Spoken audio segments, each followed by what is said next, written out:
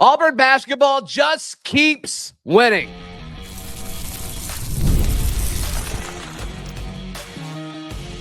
You are Locked On Auburn, your daily podcast on the Auburn Tigers. Part of the Locked On Podcast Network, your team every day.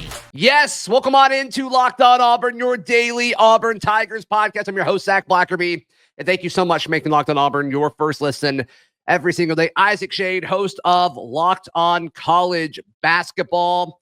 We spoke entering conference play about how tough the road would be for Auburn and the rest of the SEC teams. And it has been tough. It hasn't been pretty. But Isaac, the Tigers keep finding different ways to win tough basketball games. That's the big, Zach, I love that you took it there because that's the thing for me. The teams that are best prepared in March, which is ultimately what we're trying to get to. Yes, an SEC championship is great, regular season and or tournament, but this is all about being the last team standing on that Monday in April in San Antonio, Texas. Sure.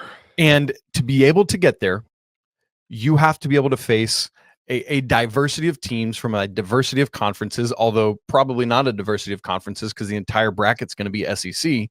But that said, like the ability of winning the way Auburn has, tough, finesse, give me whatever you need to give me, we're going to figure out a way to do it. And BP's team is ready for the diverse rigors of March. Yeah, I think it's proven that. I mean, we saw them demolish a pretty good Mississippi State team without Janai Broome. Yes. They go to Georgia. I think Georgia might be a hair overrated, but they're not a bad team, and it's tough to win on the road in the conference, and they found a way to survive that. That game not as close as the final score indicates. It was a late Georgia push. I thought it was like it felt more of like that 10-point cushion that we had throughout it. Yeah, sure. And the way that game was called in the last 2 minutes, they just kept extending the game. It was ridiculous, absolutely insane. But they keep, I mean, even the Tennessee game, I mean, I don't have the stats in front of me, but I mean, you had both of your guards went like 0 for 8. I think Denver went 0 for 8. Chad Baker was, yeah, you got it. 0 for 5 for Chad. Schade was like 0 for 4 from 3. Janai had 16 points, but he still missed 12 shots. Like, and you still found a way to beat the number 6 team in college basketball. I mean, that's insane. 15% from 3 for Auburn in that game. 3 of 20. And that's the thing. Like, that is a perfect example of winning in different ways. What do you have to do against any Rick Barnes team, whatever shade of orange he's been coaching, whether it was Clemson or Texas or Tennessee, you got to be tough against Rick Barnes. And Auburn showed we're not just some pretty, we can figure it out team. We will get down and dirty with you. And they had to in that game because the refs were letting it happen. And they said, fine. Like you and I were just talking about the Braves, Zach, before we got started. Sure. When you are in any game, you have to learn what is the strike zone going to be for this umpire. It's so similar in basketball. How are the refs going to call this game? We don't whine or moan or complain about it, but we learn how to play within that. And I thought that Auburn adapted beautifully to that on Saturday night. Yeah, the issue is when how the game being called changes at halftime and there's no warning, or it changes, minute by minute. And I don't think it was all against Auburn. I don't think it was all against Tennessee. I think it's just the inconsistency all throughout SEC play. And it's not just Auburn games that you watch. It's atrocious over and over and over again. It really is. And we need, this is a whole other conversation, but with the further professionalization of college athletics, we need to more capably professionalize the referees who are doing it. Is it just, I think every fan base in the SEC is certainly pointing out that the SEC officiating, I don't think anybody's really happy with it. Is that just an SEC thing, Isaac, or is it college basketball as a whole right now? It's college basketball as a whole. And the problem is basketball is such a difficult game to referee because of all the different types of movement. For we were just talking baseball, that is a very restricted movement thing where you have much more specific things. And the questionable calls are, did the ball beat him to the bag or not? With this, there's so much fluidity that, and with the continued rise in athleticism and rule, what we're being sticklers on from game, how are you going to call block charge? Because we've changed that in the past. So all of that, I think, leads to across the nation, not just in the SEC, we've got refereeing issues. But somehow, here's what matters. Let's just keep bringing it back to this. The Auburn Tigers have lost one basketball game this year at Duke, who right now are it's these two teams in Iowa State are the best 3 teams in the nation right now. And you lost by 6 on the other team's home floor. That's literally the only blemish on this resume. Mm-hmm. Yeah. And of course they beat Iowa State in Maui. So, yeah. I mean, all of the records that Auburn has a chance to beat, like in front of them with, most quad 1 wins, they'll have that opportunity to do so and actually be almost a little surprised if they don't at this point. Honestly, the amount of opportunities of quad 1 opponents that are on their schedule, it's insane. Like it's truly crazy what's ahead of them. Right now, sitting at 11-1 in quad 1 games. The next closest is Oregon, who's got 8, and behind them, there's a couple teams that have 6. And I mean, it's just not even close for Auburn as we look ahead. As things stand, as we record this, of the remaining schedule, 1, 2, 3, 4, 5, 6, 7, 8, 9 of the remaining regular season games are quad 1. Keep in mind, SEC tournament games will also count toward those quad games. Probably, and those will all be neutral court games, right? And so probably every game Auburn plays in the SEC tournament will also be quad 1. Yeah, I mean, because they'll get the double bye, and then by the time somebody gets there, they're going to be a really good team. So, incredible. What does Auburn need to do? Like, what's still in front of them? What's next? We'll tell you in just a second, right here on Locked On Auburn. Today's show brought to you by our friends at FanDuel. Isaac, you love FanDuel. I love FanDuel. There's a new line out there on FanDuel when it comes to Auburn basketball. You can now bet there's now a prop. Auburn to record an undefeated SEC regular season. What's the line? No? Give me. Yes is plus 750. No is minus 2,000. So they're saying that they don't do it, and I would probably take that. But if you think Auburn runs the table, what value, what an incredible value there. Thanks to our friends at FanDuel. So do you think Auburn should be favorites to win the national championship right now, or would you give it a Duke? I would take Auburn's experience over Duke. I said it when we talked after the Duke game. On a neutral floor, Auburn beats Duke. I haven't swayed off of that. Although, man, Duke is very impressive, and they just keep getting better. I'm still on Auburn, though. Yeah. Hey, you can download the FanDuel app or head over to FanDuel.com to get started. Just bet $5. You can win, or if you win, you'll score $200 in bonus bets. That's at FanDuel.com. Bet with FanDuel, the official sports partner of Super Bowl 59 and the Locked On Podcast Network. Isaac Schade, host of Locked On College Basketball.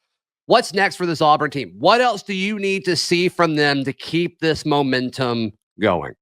I think it's specifically that is don't lose the momentum, right? We often talk about we want to see teams peaking in March, late February, March, as we get to conference tournament time and not too early. With Duke, it's like we just mentioned them in the ad read, like they're on this progression where because they're so young, they're growing and getting better. With Auburn, yes, you've got Schade and you've got, a couple transfers in, but for the most part, this team is probably pretty close to its ceiling already. So right now it's about maintenance. Okay. How do we continue to operate at that same level? And quite frankly, this is not a team I'm worried about dropping off. Do they go undefeated in SEC play? I don't think so. Probably. Whether it's, because still got to go to Ole Miss, to Bama and host Bama, to Rupp, all those games. They're going to drop one. That's not the end of the world. It's probably honestly a good reset to be able to do in the regular season at some point anyway. Sure. So what I need to see is Janai Broome in bubble wrap. Good grief for all that is holy. Like, oh my gosh. I was shocked that he played Saturday. I know we had BP's comments on Friday coming into it that he might, but we'll see. Like a win over Tennessee is not worth risking the national player of the year, one of the two front runners now between he and Cooper Flagg. What a warrior though, Isaac. Oh, I mean, that dude, just battling through it. What 100%. A stud. And because clearly was not even close to 100%. I mean, I wish, and maybe he did and I just missed it, but I would love to hear what percentage he thinks he's at right now. Because to me, it looked about 75-ish. And yet, as you just said, how crazy effective was he in that game, Zach? I mean, it was crazy. And so that's the thing. The single biggest thing for Auburn is have to keep Janai healthy and ready to go. So whether that's we played him at Tennessee, now we're going to rest him at LSU or at home against Oklahoma next week. Whatever that is, make sure that he is raring to go when we get to March. Yeah. Yeah, I think I said in my post-game show, I think I said he looked 60%. That might be a little harsh, but maybe somewhere between 60 and 75. Now, he posted a video on socials where it looked like Tennessee folks did something either to his yard or his car, and he was asked about that after the game, and he's like, at that point, I knew I was playing. No matter That's right. what. That's right. But what, 16 points, 13 boards? How do you, I think maybe the more impressive thing, though, was the 4 blocks. Because to be able to do that without your normal lift, that speaks so much to his timing and understanding of how to defend well. And it's just, good grief, man. I'm just so impressed by him all the time. And look, there's all his vision too, Isaac. Yeah. Like just kind of know where everybody is, and obviously the assist to Miles for the go-ahead 3 was insane late in that game. Yeah, and let's talk about this. Like right now, there's a bunch of conversation nationally about, has the National Player of the Year race swung to Cooper Flagg with the injury to Janai? Something I'm going to be banging the drum for the rest of the regular season is when you take Janai Broom's averages into account, we have to get rid of the 2 games. Played just 6 minutes or whatever it was, and then the game where he got hurt. I know he played longer in that game, but if you take those 2 games out, his average jumps to 19.6 points a game. His rebounds is 12.1. His assists 3.5. And so it's like Janai Broom's numbers are otherworldly, and we got to make sure we recognize how much, like if you fail a test or if you get a 0 on an assignment at school, that bombs your average, right? So let's pull those out, and that's how we look at what Janai Broom's real numbers are. Yeah. I just, no disrespect to Cooper Flagg, like he's the better pro. I don't think anybody's arguing that. But just talking about like what that dude's doing on the floor right now, nobody else is doing what Janai Broom is doing. And both ends of the floor, when it comes to assists and blocks and scoring and rebound, he's doing it all. He's doing it all. And that's why it's so critical to take care of him. If you had to predict, seems like you've got Auburn's schedule up there. If you had to predict Auburn's first SEC loss, what are you saying? At Bama on February 15th. I think that's mine too. That pains me because I know that's but I think like we don't seem to win up there very often. No. And there are tough games, right? Like the Ole Miss game Saturday, that's gonna be tough down in Oxford. Is Ole Miss real? You think Ole Miss is legit? I think their defense is legit, and that's what gives them hope. Okay. And Chris Beard. Chris Beard is a phenomenal basketball coach. There was all the crap at Texas, whatever. Well, I'm not talking about him, the person. I'm talking about Chris Beard, the basketball coach, is a dude. An absolute dude. So that is a losable game. I don't think Auburn does, though. Florida at home is tough the next Saturday, but I really think if there is a loss, it would be Alabama. But now at KenPom projects Auburn as the favorite in every game the rest of the season. But what I also appreciate that KenPom does is it takes each individual game, but in aggregate, right? Like each one-off is different than looking at the totality. In totality, KenPom has Auburn finishing SEC play at 16-2. And I think that's a very reasonable thing. Is KenPom the one where they have Auburn projected to win the conference by 4 games? Potentially. I think that's probably at maybe Torvik. Oh, it was Torvik. And I just don't see how that's possible. With how good the league is, I have a hard time seeing Auburn clearing it by 4 games. By 4, yeah, because that's a lot. It is a ton, right? Let's see, where are we at right now with things? Because Bama is 1 loss, and then everyone else is at least 2. Florida and Mizzou. How about Mizzou coming back around? That's crazy. Yeah, and I remember reacting to Auburn. They opened up their conference play against Missouri, and I'm like, I think it's a good team. And people are like, we'll see. No, they're pretty good. They're pretty legit. Good. And I think that is a great example and a great reminder to everyone of, in the portal era, in the NIL era, we're going to have these flip-flop years where last year Dennis Gates literally winless in SEC play, and this year right now sitting top 4 in SEC play. And so we're going to see those kind of wild swings year after year after year. Auburn plays Vandy in either 2 weeks, 2.5 weeks. Yep. They're red hot right now. 2 that's massive wins. That's in Nashville. Yeah. What do you think about Vanderbilt for the Tigers in a few weeks? Auburn wins that basketball game. Okay. As long as they continue to be locked in. The only reason they wouldn't is because the game right after that is the game we just talked about as a potential first loss. So there is some trappiness to that game. Sure. If they don't stay locked in. But again, with the experience of this team, with the leadership they have both on the court and from the coaching, I don't think that is a trap game. But again, that game is sandwiched in between hosting Florida and going to Tuscaloosa.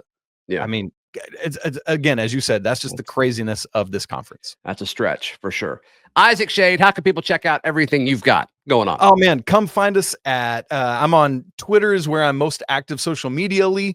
Although, we recently had a town hall, Zach, and we got to be getting going on all of these social media. So I'm really trying to fill it all out. But that's the place I'm most active right now anyway. Locked On College Basketball, man, we're having a great time. We're getting close to that time of year where more and more, as the Super Bowl ends, college football is over, all the ears are tuning in. So come find me and my great co-host, Andy Patton, Locked On College Basketball every day. We blow up these Auburn Tigers, so you will find fans in us. Yeah. Go check them out. Locked On College Basketball. However you're watching or listening to this show, you can also find Locked On College Basketball there as well. Please like the video. Please subscribe. We'll see you next time. This has been Locked On Auburn.